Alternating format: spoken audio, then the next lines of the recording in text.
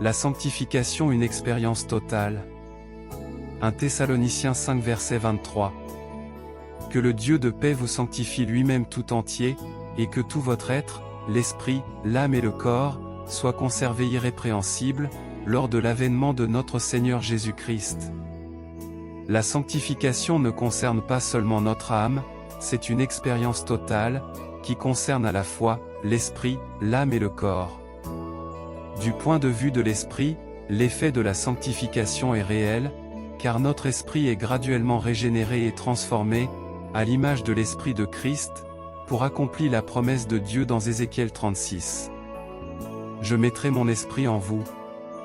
Du point de vue de l'âme, la sanctification nous a procuré une certaine libération, l'âme, qui autrefois a été prisonnier de notre esprit, et de notre corps mortel, est aujourd'hui l'élément le plus important de notre être. Notre corps, qui autrefois a été noyé dans ses désirs charnels les plus absurdes, est aujourd'hui limité sous le contrôle de l'esprit, dans le but de se transformer en un temple propre, idéal, et magnifique, où habite le Saint-Esprit de Dieu.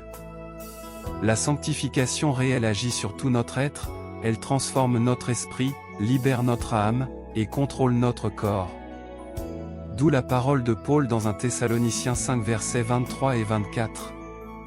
Que le Dieu de paix vous sanctifie lui-même tout entier, et que tout votre être, l'esprit, l'âme et le corps, soient conservés irrépréhensibles, lors de l'avènement de notre Seigneur Jésus-Christ.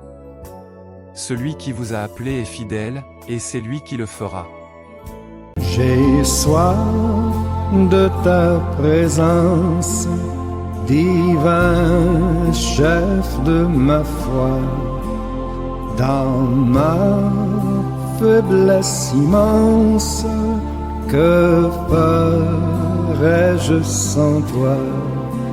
Chaque jour à chaque heure, oh j'ai besoin de toi. Viens Jésus et demeure auprès de moi.